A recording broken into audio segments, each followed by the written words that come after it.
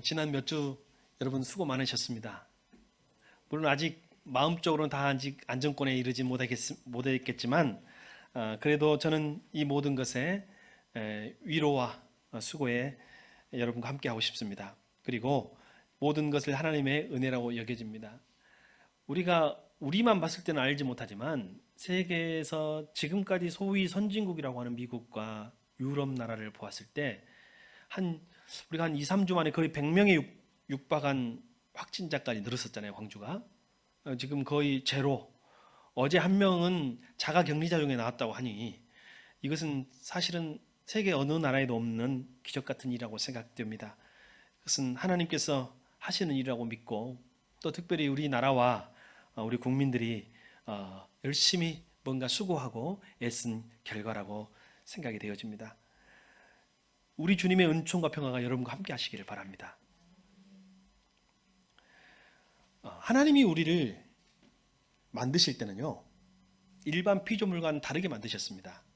다른 피조물과 달리 인간은 하나님이 당신의 파트너로 만드셨습니다. 다른 동물은 그런 의식이 없어요. 그래서 여러분, 신앙이란 무엇인가? 내가 생각하고 있는 신앙이란, 성경에서 말하고 있는 신앙이란 혹시 다른 것은 아닌가 한번 맞춰볼 수 있기를 바랍니다. 신앙이라는 것은 사랑으로 세상을 다스리시는 하나님의 파트너가 되는 것이 신앙이에요. 내가 원하는 것을 얻고 내가 원하는 것을 추구하고 내 마음의 안정을 얻고 이것은 다 부산물입니다. 종교와 신앙의 부산물이지 믿음의 본질은 하나님의 파트너가 되는 것입니다. 여러분, 오늘 하나님의 파트너가 되어 주시기를 바랍니다. 그것이 신앙이에요. 신앙을 회복은 뭐예요? 내가 하나님의 파트너의 자리를 회복하는 것입니다. 내가 원하는 것, 내가 바라는 인생, 내가 삶을 사는 것, 그리고 내가 막 기도하면 다 응답되는 것, 이것이 믿음이라고 생각하면 우리는 자칫 큰 유혹에 빠질 수 있습니다. 그런데 우리를 파트너 삶은 하나님이 할 수 없는 것이 있습니다. 하나님은 전능하신 하나님이시거든요. 전능하신 하나님인데 하나님도 할 수 없는 것이 한 가지 있어요. 그것이 뭐냐면 우리를 파트너 삼기 위해서 우리의 마음을 강제로 열고 들어오는 것을 하나님이 할 수 없어요. 왜요? 하나님이 우리에게만 파트너로 삼으시고 그것을 인정해 주셨기 때문에 우리 인간에게만 주신 선물이 있습니다. 그것이 뭐냐면 자유의지라고 하는 것입니다.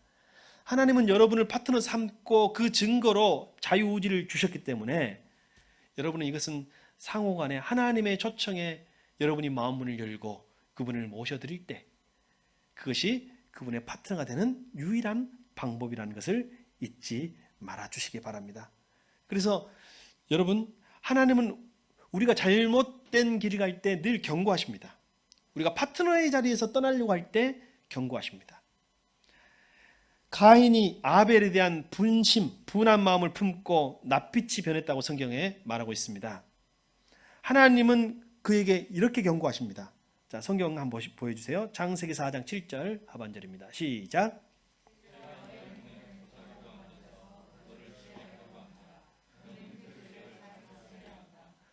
좋습니다. 여러분, 분명히 하나님이 뭐라고 했어요? 죄에 대한 경고를 하고 있죠. 죄가 지금 너를 삼키려고 한다. 문 앞에서 도사리고 있다는 말은 여러분, 그 야수가요, 야생 동물 중에 특별히 맹수가 딱 숨어 있다가 먹잇감, 초식 동물 덮칠 때처럼 죄는 항상 여러분의 문 앞에 웅크리고 있습니다. 이것을 지금 누구에게 말하고 있는 거예요? 가인에게. 너는 지금 죄를 지으려는 낯빛을 하고 있다. 너 지금 죄에 넘어가겠어. 그리고 하나님이 경고 주시는 거예요. 그리고 너는 죄를 잘 다스려야 한다라고 말하고 있습니다. 그런데 여기서도 보지만 하나님이 경고는 하시지만 자유의지를 회수하지 않으세요. 가인이 죄를 지었어도 그리고 그것에 대한 경고는 하시면서도 자유의지를 다시 회수해 가지 않으시고 그에게 선택하라고 하시는 것이에요. 많은 사람들이 자기가 죄를 지은데 별일이 아니에요. 더 잘 되네? 하나님 모르시나? 아니, 그냥 오히려 좀 이기적으로 믿음 없이 사는 것이 더 나은 길인가? 여러분, 착각하지 마십시오. 그것이 하나님이 나에 있어서 자유의지를 거두어가지 않을 뿐이지 여러분이 하나님의 경고에 대해서 민감하게 반응하고 들을 필요가 있다는 것을 기억하시길 바랍니다. 사람들 중에 그런 사람들이 있을 수 있습니다. 나는 달라. 나는 넘어지지 않아. 나는 죄를 범하지 않아. 나는 시험에 들지 않아. 나는 환난에 빠지지 않아. 나는 달라.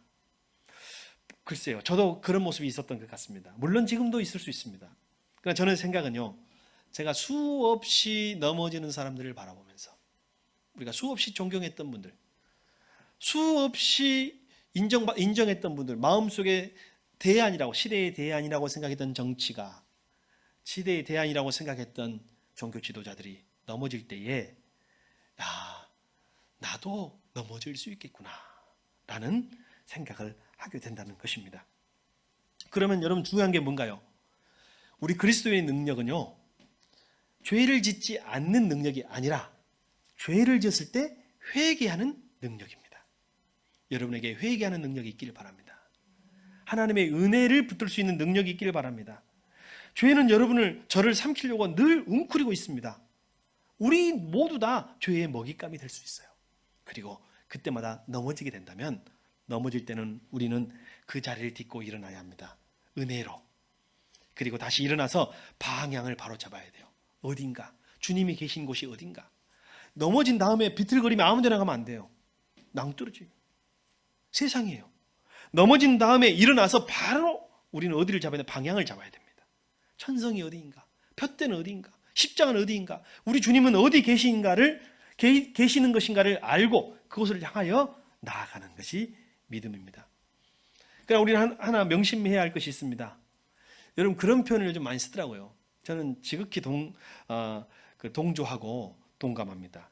혼자 가면 빨리 갈 수 있지만 같이 가면 멀리 갈 수 있다. 여러분, 어떨 때는 혼자 하는 게 편할 때 있으시죠? 여러분, 혹시 자녀들에게 신부 좀 시켜봤어요? 속 터질 때 없습니까?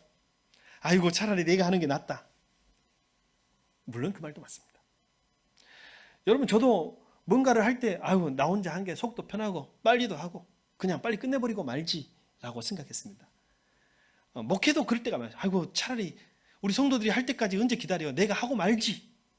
내가 그냥 하고 말지라고 생각할 때가 꽤 있습니다. 그러나 그때마다 하나님이 저에게 말씀하십니다. 네가 혼자 하면 빨리 할 수 있을지 몰라도 같이 가야 된다. 같이 가야 멀리 갈 수 있다라고 말하는 것이에요. 여러분, 넘어졌을 때 다시 일어나고 먼 인생 여정을 완주하기 위해서는요, 필요한 것이 있습니다. 그것이 뭔가요? 파트너입니다. 하나님이 우리의 파트너이시에요. 또 하나는 우리의 동료들입니다. 우리 성도들이죠. 성도의 공동체. 솔직히 말하면 하나님이 개별적으로, 영이신 하나님은 우리를 개별적으로 만나서 얼마든지 개별적으로 역사할 수 있는 분이십니다.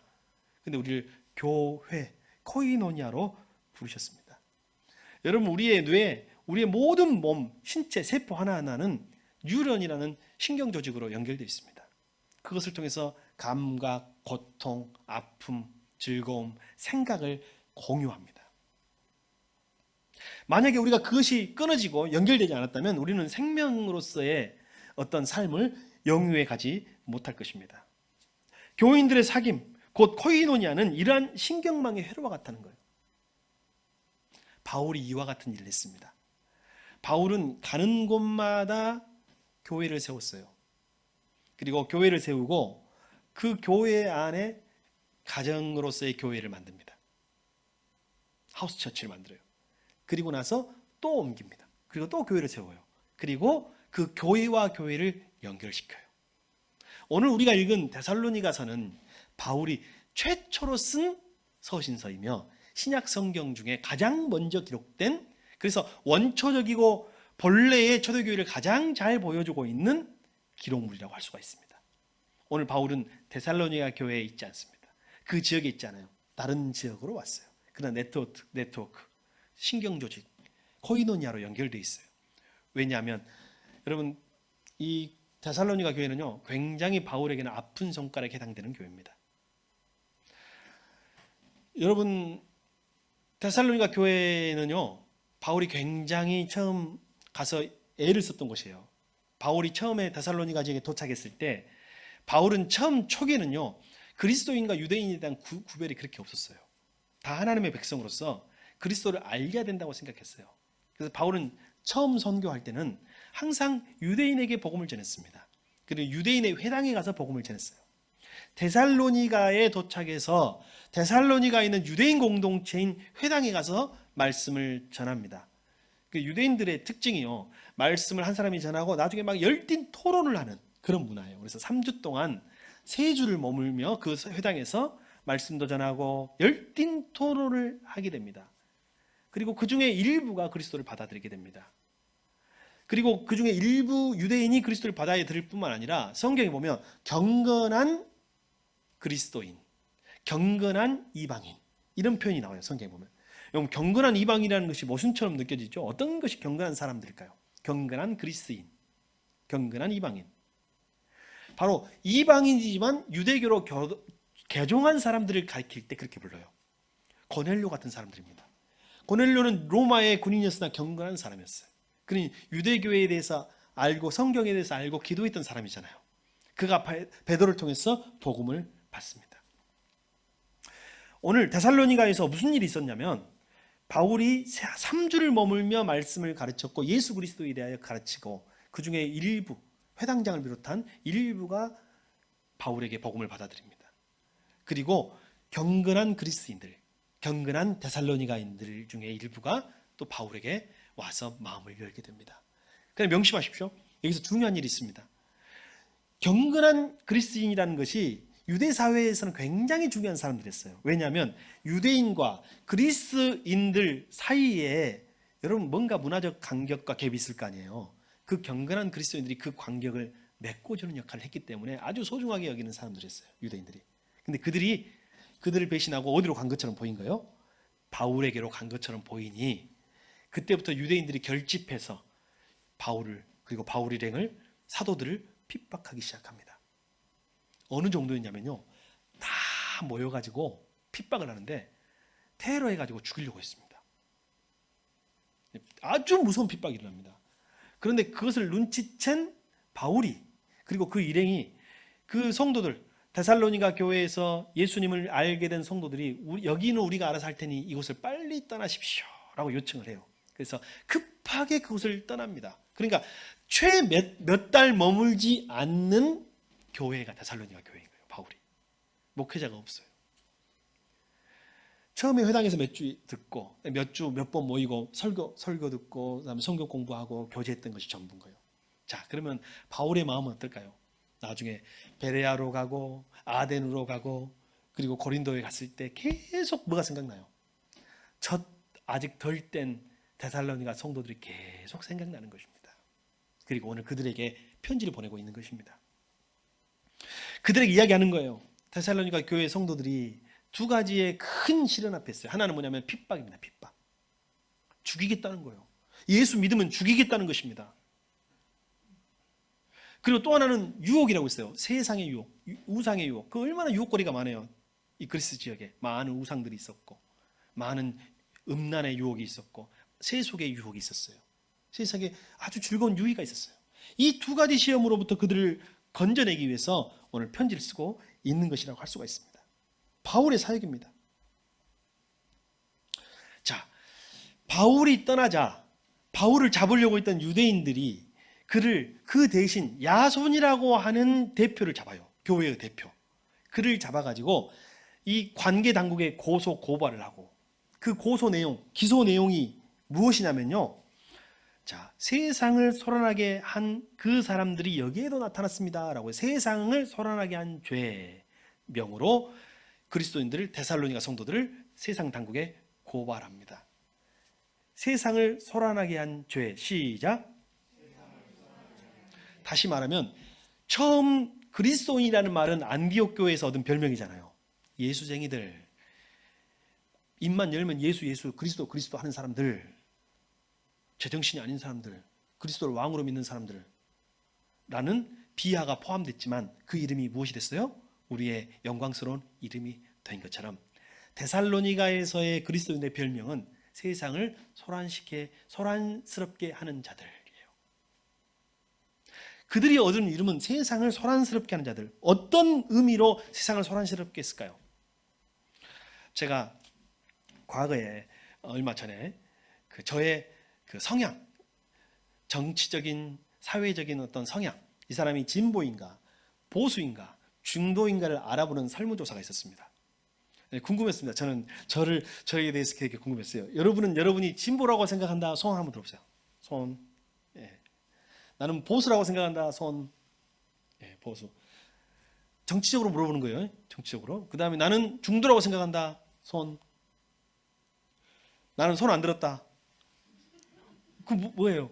어떤 의미인가요? 손 안 든 사람은 아직 진보 보수 개념이 없어요. 우리 청소년들은 그럴 수 있겠네요. 이제 하나씩 알아가는 때니까. 그러니까 제가 체크리스트. 근데 제가 설문조사 결과를 보고 깜짝 놀랐습니다. 제가 어떤 것은요 아주 진보적인 거예요. 아주 진보적이에요. 어떤 항목은. 그래서 진보. 아주 확실하게 양쪽 끝에, 왼쪽 끝에 있는 진보로 나오는 거예요. 근데 어떤 부분은 굉장히 보수적인 경향을 갖고 있는 거예요. 양 극단의 성향을 갖고 있더라고요, 제가.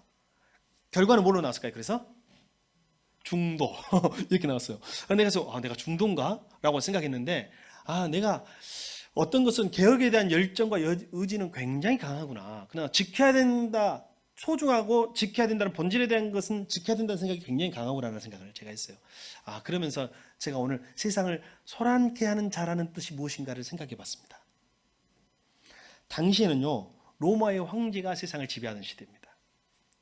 근데 그 시대에 왕과 신의 경지에, 신의 위치에 있는 황제가 다스리는 세상에서 하늘의 왕, 하나님 나라의 왕을 이야기하니 여러분 당연히 세상을 소란케 하는 자들 아닙니까? 당시는요 노예제도가 세상의 기본 제도예요. 그래서 주인과 종, 자유자와 노예라는 세상의 질서가 있어요. 그것을 거역하면요 신분제도를 거역하면 죽는 거예요. 우리나라 얼마 전에도 신분제도가 있었어요.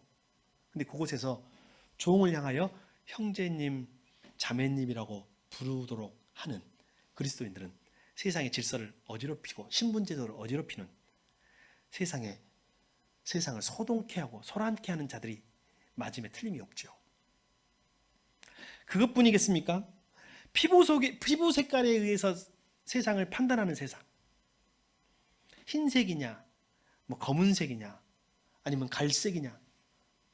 이걸 가지고 사람을 판단하는 세상에서 하나님은 사람을 피부색으로 판단하지 아니하신다. 여러분 성 어거스틴 들어보셨죠?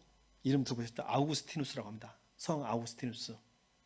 아우구스티누스가 역사적 실증으로 보니 흑인이었을 것으로 봅니다.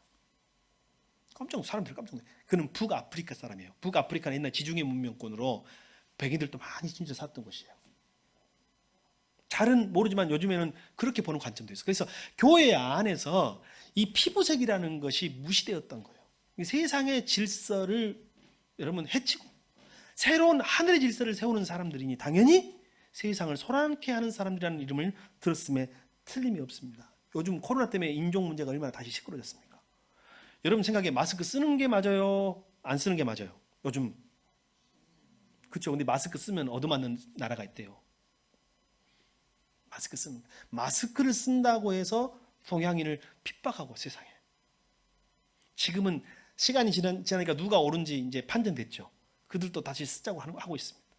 미국의 트럼프 대통령이 마스크를 쓰고 인터뷰에 응했습니다. 세상이 다시 변하고 있습니다. 그런데 교회는 이런 모든 것들을 바꾸려고 하니 세상을 소란케 하는 자들이라는 죄명으로 그들을 고소했어요. 그들 법정에 서서 심판을 받았습니다. 여러분 교회는 세상을 소란케 하는 자들이어야 합니다. 근데 시대에 따라 달라요. 어떤 시대는 가장 진보적이고 급진적인 세력이 되어야 해요. 어떤 시대는 가장 보수적인 세력이 되어야 합니다. 여러분 혹시 그런 문자 최근에 받은 적 없어요? 차별금지법이 지금 국회를 통과할 지경이니 청와대 게시판에 올려가지고 반대 청원합시다 했던 그 문자 혹시 받은 사람? 난 최근에 받은 적 있다. 네, 손 들어보세요. 여러분 어떻게 하시는지 모르겠지만 저는 중립을 지켰습니다. 많은 교회에서 성도들을 대동해가지고 참여하기도 했던 것 같습니다. 그러니까 저는 이렇게 생각합니다. 제 기본적인 이게 참 애매한 입장인데요. 여러분, 차별금지법은 소외되는 것이 없고 차별받는 사람이 없어야 된다는 취지하에 만들어졌으니 그 취지는 좋은 거예요, 안 좋은 거예요? 좋은 거죠. 지금 기독교도 양분되어 있습니다. 진보와 보수가 양분되어 있어요. 진보 세력은 차별금지법은 필요하다라고 말하고 있고, 보수 기독교는 차별금지법은 동성애 조장법이다 해가지고 반대하고 있습니다. 무엇이 맞습니까? 여러분, 여기서 우리의 입장이 굉장히 중요해요. 저와 여러분의 입장이 중요한 거예요. 양극단에 있지 않고, 여러분, 차별은 없어야 합니다. 심지어는 동성연애자이더라도, 성소수자이더라도 그 이후로 다른 사회적인 차별을 받아서는 안 되는 것이 맞아요, 틀려요? 맞죠? 그런데 이 차별금지법에 독소 조항이 있다는 거예요.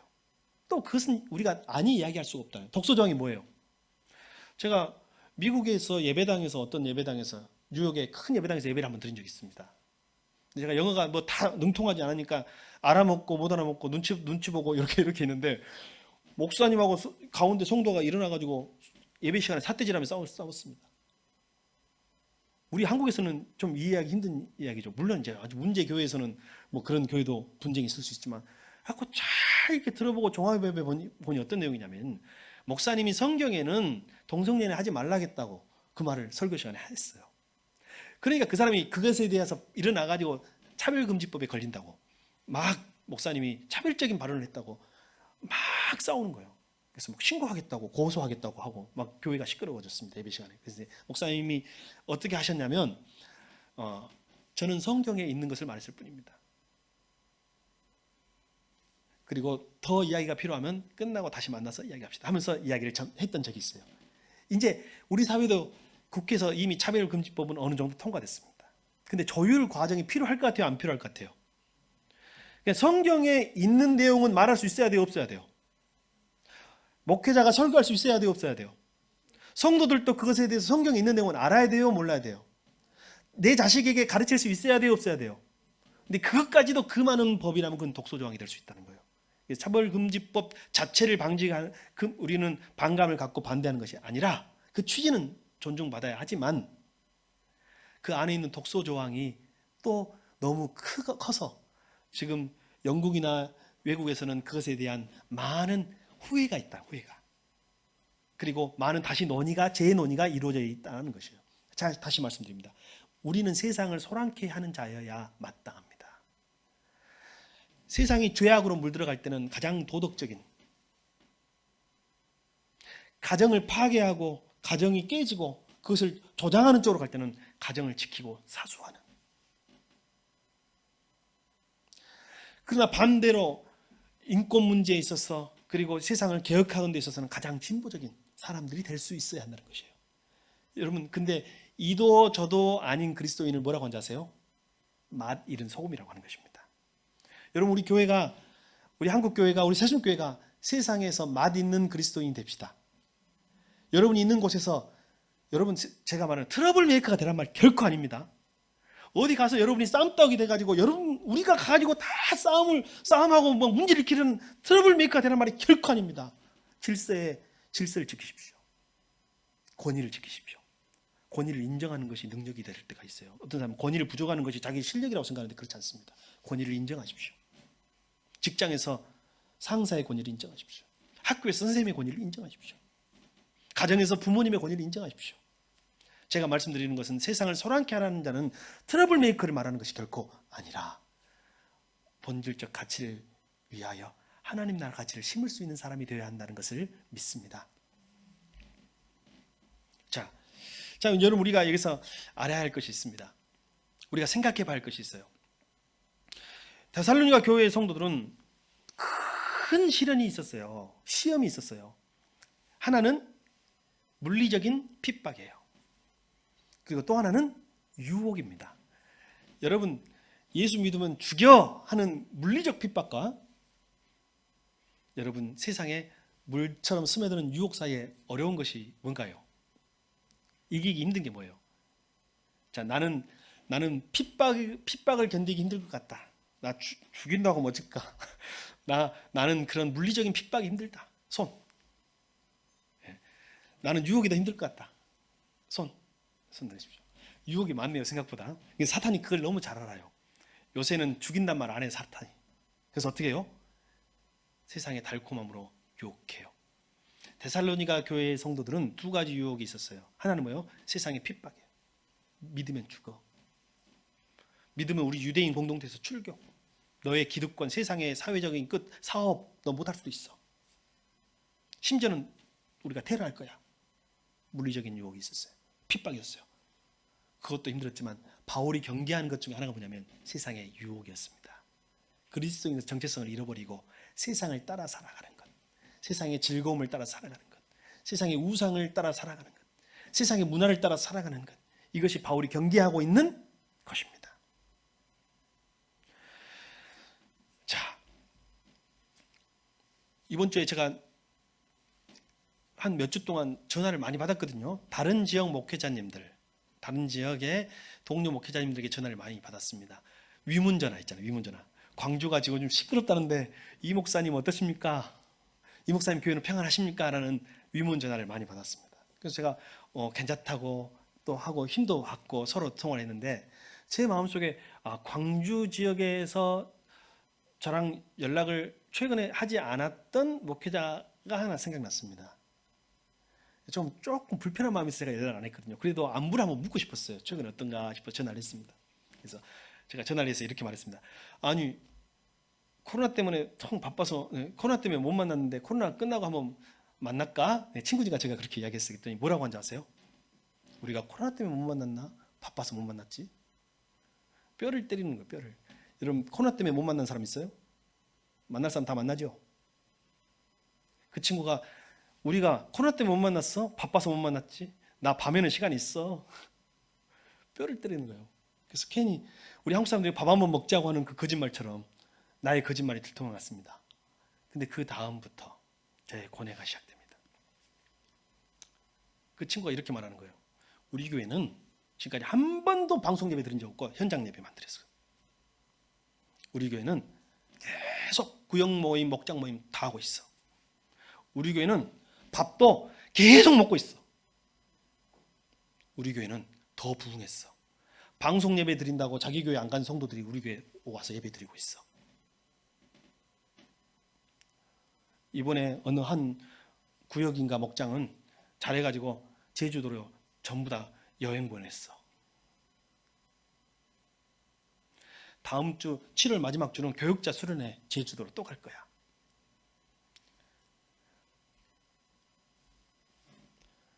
여러분 저한테 왜 그 말 했을까요? 이용록 목사 방송 예배 드린 거 잘못한 거야. 여러분 한번 물어보고 싶습니다. 저는 고민이 많습니다. 그 교회는 더 부흥했답니다. 더 잘 된대요. 성도들이 더 열심히 기도한대요.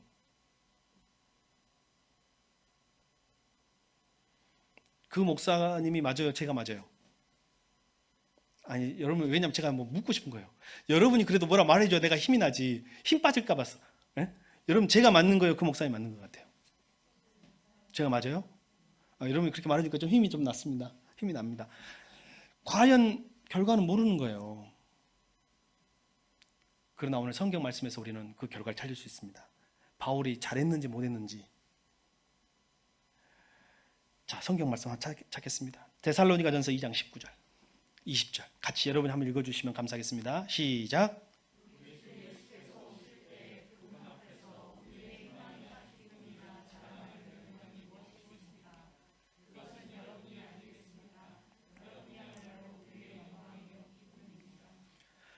여러분 외줄타기가 참 힘듭니다. 우리 하나님 나라 백성이잖아요. 그러나 또 세상 나라에 살잖아요. 세상 나라에 책임이 있는 시민이잖아요. 이 사이에서 외줄타기 하는 것이 힘들어요. 우리가 지금 어찌 보면 이 세상 나라와 하나님 나라 사이에서 외줄타기를 하고 있어요. 자칫하면 세상으로 빠지기 쉽고. 아까 말씀드린 그 교회는 세상은 버리기로 했답니다. 그냥 믿음만 선택하기로 했답니다.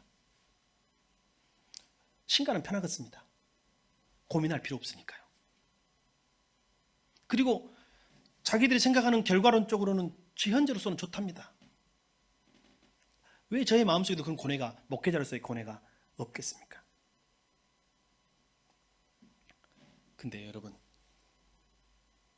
이 답을 줄 사람은 어디에 있냐면 위에도 아래도 아닌 여러분입니다. 여러분, 바울이 말할 때 바울의 기쁨, 바울의 자랑, 바울의 멸류관은 누구라고 했어요? 데살로니가 성도들이라는 거예요. 바울이 내가 그곳에 가지 않았더라면, 여러분에게 복음이 전거되지 않았더라면, 내가 거기서 조금 과격하게 복음을 전하지 않았더라면, 내가 조금만 더 여러분에게 젖을 먹이고 여러분을 양육하고 왔더라면, 이런 모든 고민들이 있었어요. 내가 과연 잘한 것인가? 근데 그 짧은 시간 젖 먹고도 데살로니가 교회 성도들이 완전하진 않아도, 막 대부흥하진 않아도 데살로니가 성도들이 그곳에서 믿음을 지키고 있다는 거예요. 세상의 유혹에 빠지지 않기 위해서 서로 파트너를 삼고 동력을 삼고 서로 손잡고 기도하고 모여서 가고 있다는 거예요. 세상의 핍박을 피해서 예배드리면서 모임을 하면서 방향을 향하여, 옳은 방향을 향해 가고 있다는 거예요. 바울이 그들에게 말하는 거예요. 여러분이 나의 기쁨입니다. 여러분이 나의 자랑입니다. 여러분이 나의 멸류관입니다. 성도 여러분, 그 교회가 잘했는지 제가 잘했는지 지금은 알 길이 없습니다. 그러나 무엇을 보고 알 수 있는지 알아요? 세월이 흘러 여러분이 그 답이 될 것입니다. 여러분의 믿음, 여러분이 좋은 멸류관이 되어주시기 바랍니다. 여러분이 기쁨이 되어주시길 바랍니다. 여러분이 희망이 되어주시길 바랍니다. 어찌 보면 여러분, 단순한 것이 쉬워요. 하나 버리고 하나만 취하면 쉬워. 이 외주를 타며 양쪽에서, 이쪽 저쪽에서 균형을 잡는다는 건 상당히 어려운 것입니다. 물론 이런 고민은 앞으로 당분간 계속될 것입니다. 그러나 여러분이 그 결과요, 여러분이 그 답이라고 확신합니다. 우리가 개척하고 가정교회 한다고 몇 년 동안 이 일도 해보고 저 일도 해보고 또 잘 되기도 하고 또 어떨 때는 안 되는 것 같기도 하고 하면서 여기까지 싸움을 하며 왔습니다. 근데 제가 요즘 느끼는 게 뭐냐면, 우리가 그나마 그것조차도 없었더라면 이 생각을 해봅니다. 왜냐하면 지금 현재 소그룹이 없고 구역도 무너지고 목장도 무너지고 다 무너지고 예배만 있는 교회들은요, 지금 무덤과 같습니다. 교회는 큰데 교회 학교 예배를 드리지 못하는 교회가 지금 전국에 부지기수입니다. 이게 뭐냐면 오늘 바울이 말한 파트너십, 하나님과의 파트너십, 그리고 성도의 동력.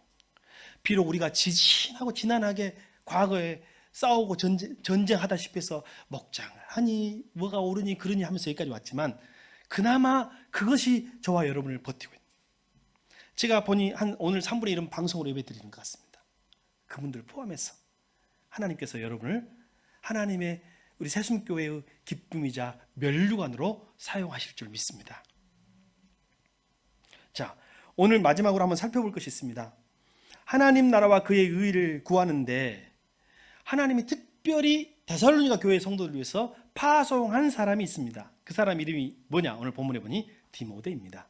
디모데를 파송했어요. 디모데는 바울의 입장에서는 어찌 보면 목회자라고도 할 수 있고, 또 성도들 입장에서는 성도라고도 할 수 있는 그런 사람입니다. 마음이 흔들린 그들에게, 환난 가운데 있는 그들에게 환난은 이길 수 있는 믿음을 전수하고 전달하기 위해서 누구를 보냈다고요? 디모데를 보냈는데, 우리 여기서 환난이라는 말을 한번 생각합니다. 환난할 때 환자, 제가 이제 한자를 좀 준비를 못했는데, 환난할 때 이 환자가 거기 보면 가운데 종자가 2개가 들어갑니다. 가운데 종자가 2개가 들어가요. 이게 환난이 오면 중심이 몇 개가 된다는 거예요? 2개가 흔들린다는 뜻입니다. 환난이 오면 흔들릴 수밖에 없어요. 마음이 두 갈래로 나뉠 수밖에 없어요. 그런데 오늘 바울을 보내면서 흔들리지 않는 믿음이라는 것은 중심을 하나로 잡으라는 거예요. 하나를 잡아요. 여러분 마음속에 중심이 2개면요, 아까 양쪽에서 2개면요 흔들립니다. 그러나 여러분이 한 개의 중심을 바로 잡아갈 수 있기를 바랍니다. 그러기 위해서 우리에게 필요한 것이 있습니다. 따라합시다. 내면의 나침반. 여러분 내면 나침반이 있어야 돼요. 그래야 마음이 흔들리지 않아요. 여러분 비몰아치고 바다가 태풍이 쳐가지고 그 안에서 몇 바퀴 몇십 바퀴를 배가 돌았어요. 태풍이 멈췄어요. 갈 길 가야죠. 어떻게 방향을 잡아요? 나침반이 있어야죠. 성도도 넘어졌다가 일어나면 세상에서 정신을 못 차립니다. 어디로 가야 할지 몰라요. 환란이 오고 경제적으로 힘들고 육체적으로 힘들고 세상적으로 힘들고 믿음으로 힘들고 관계 때문에 힘들어지면요, 정신을 못 찾아서 마음이 두 개만 되겠습니까? 세 개, 네 개, 다섯 개, 10개가 돼서 헷갈리죠. 흔들리죠. 그때 여러분 마음속에 내면에 나침반이 있기를 바랍니다. 그것이 방향을 딱 잡아주는 거예요. 그럼 우리 성도의 나침반은 뭔가요? 그리스도이십니다. 그리스도. 마음속에 중심에 그리스도가 딱 있는 거예요. 그러면 주님이 나를 기다리시는 방향, 주님이 가르치시는 방향, 십자가와 표대를 향하여 나아가면 그 사람은 반드시 성공하게 되어 있다는 것입니다. 바울이 걱정하는 것은 그들이 세상의 핍박에 굴복하는 것도 걱정했으나 다음으로 그들이 세상의 문화와 종교와 유혹에 넘어가는 것도 걱정했다는 것입니다. 성경은 인간을 찾아오시는 하나님과 하나님을 한사코 피하려고 하는 인간의 숨바꼭질이에요. 그것이 인간의 역사예요. 성경이 보고 있는 인간의 역사예요. 여러분, 우리도 다르지 않아요. 우리를 찾아오시는 하나님과 자꾸 한사코 하나님을 피하려고 하는 우리의 이야기가 우리 인생 스토리예요. 거기에서 언젠가 만남의 역사가 일어나는 것이죠. 인간은 왜 하나님을 자꾸 피하려고 할까요? 하나님이 나침반을 제시하기 때문이에요. 난 내가 가고 싶은 곳이 있거든요. 사람들이 하나님을 안 믿어도요, 교회는 떠나도요, 점 보는 사람들 더 늘어났습니다. 점집 찾아가는 거 더 늘어났어요. 여러분 보세요. 교회는 무슨 사이비 집단을 만들어 놓고, 언론과 세상이 만들어 놓고 TV 프로 받아 보세요. 무슨 점을 치니, 무슨 최면을 하니, 무슨 전쟁 체험을 하니, 무슨 타로 카드점을 하니. 여러분 세상이요, 더 조장하고 있습니다. 왜 그래요? 사람들이 왜 우상에게 더 휩쓸려요? 왜냐하면 어떤 우상도 헌신을 말하잖아요. 어떤 우상도 회개를 말하잖아요. 그냥 열심히 비유만 맞춰주면 복을 주는 것이 세상의 우상이거든요. 우리가 하나님을 떠나려고 하는 건 하나님은 우리에게 헌신을 요구하기 때문에, 우리가 하나님을 피하고 싶은 이유는 하나님이 우리에게 희생을 요구하기 때문에, 우리가 하나님을 떠나려고 하는 마음 본능적으로 자꾸 드는 이유는 뭐냐면 십자가 때문이에요. 저와 여러분의 나침반이 필요합니다. 우리는 어쩌다가 비틀거려도 넘어지지 않습니다. 왜요? 주님이 함께 하시니까요. 하루 종일, 하루하루, 여러분 남은 한 시간, 하루하루, 남은 일주일, 또 돌아오는 일주일을 신중하게 사십시오. 그러나 즐겁게 사시기 바랍니다. 길이 보이지 않거든 하나님께 길을 물으십시오. 나침반을 잘 대어보세요. 그것이 길을 물어보는 거예요. 나의 판단을 잠시 내려놓으십시오, 여러분. 그리고 하나님의 마음에 접속하십시오. 그리고 우리는 마땅히 가야 할 길을 그러면 찾게 되고 보게 된다는 것입니다. 한 주 동안도 주님의 뜻 안에서 생명과 평화의 분위기를 만들며 승리하시는 여러분이 되시기를 바랍니다. 여러분이 저와 그리고 우리 주님의 기쁨이요, 평안이요, 영광이요, 면류관이 되는 줄 믿습니다.